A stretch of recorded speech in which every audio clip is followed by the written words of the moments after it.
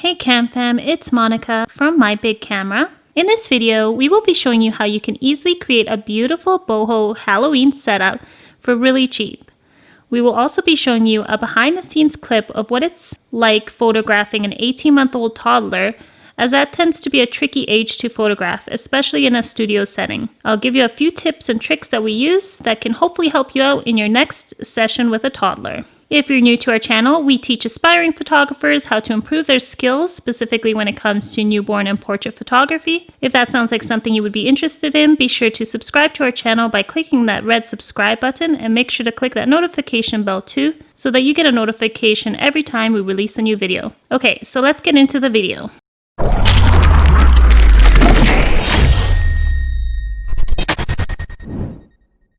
Hey guys, I just kind of wanted to show you what I used in order to create this Halloween setup in case you wanted to create something similar.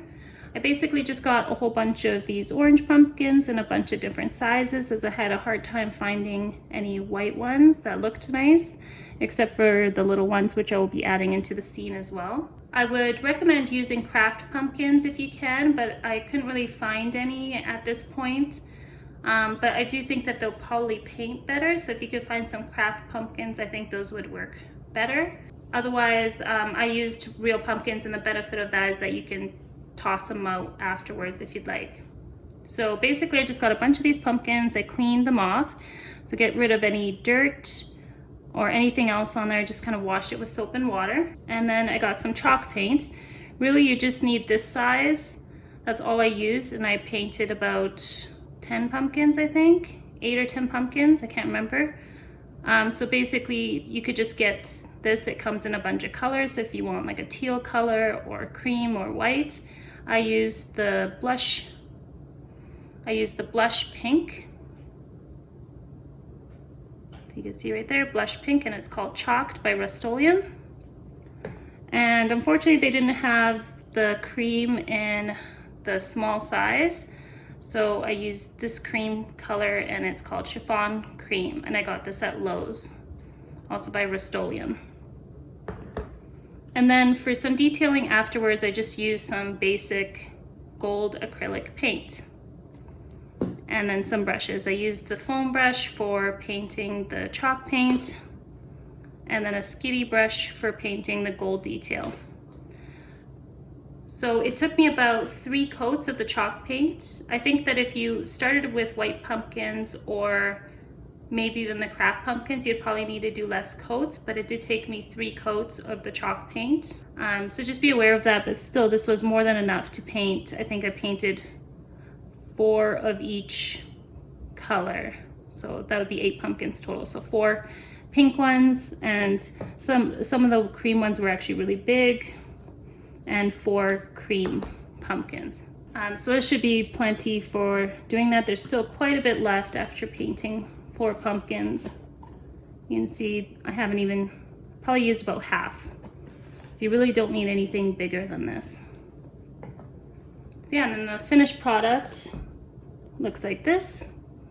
So this is one of the small pumpkins, and I basically just created some freehand gold lines to add dimension, and then added some gold to the stem with the acrylic paint. And that's what it looks like. Here is a pullback of the completed setup. The floral hoops were just handmade ones that I got from another photographer. They just used some embroidery hoops to make them. I also added some potted plants from IKEA and added a couple of the same pinky colored flowers into the wreaths to tie the whole thing together. The hoops are hung from the backdrop stand using some clear fishing line. I also added some sheer curtains to the sides, which I hung from the ceiling with fishing line and push pins. The fairy lights were from Amazon, and I believe there were 400 in the roll, but I wouldn't really recommend these as I don't find them bright enough. Here you can see my Einstein light to the left of the setup, and my reflector is on the right.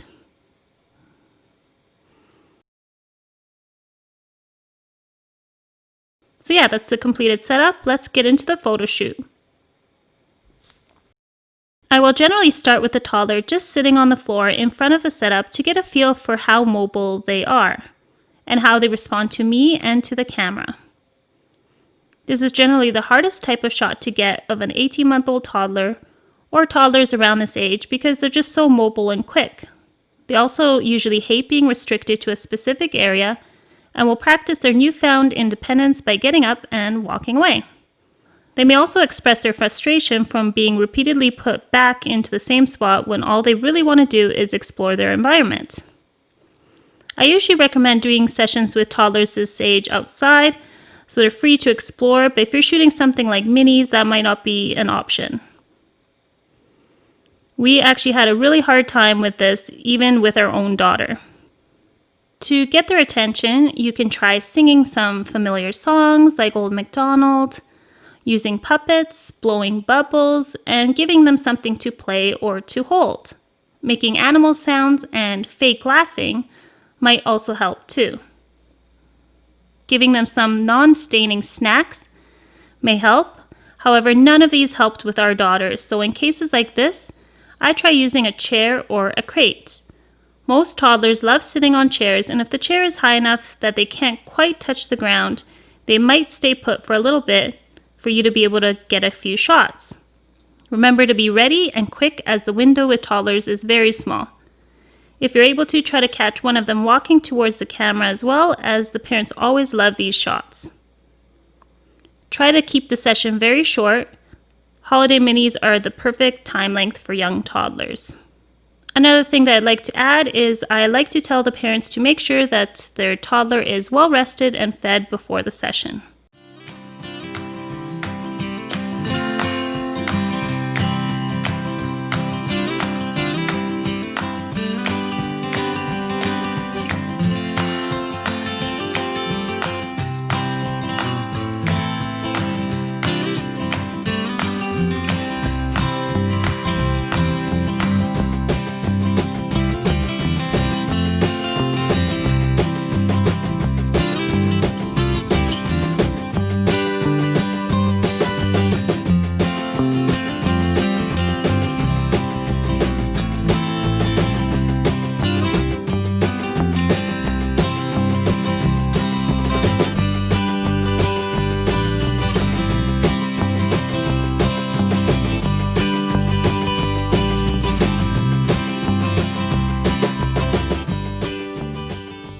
Hopefully these tips helped you out. If you have any other helpful tips that you'd like to add, please leave them in the comments below.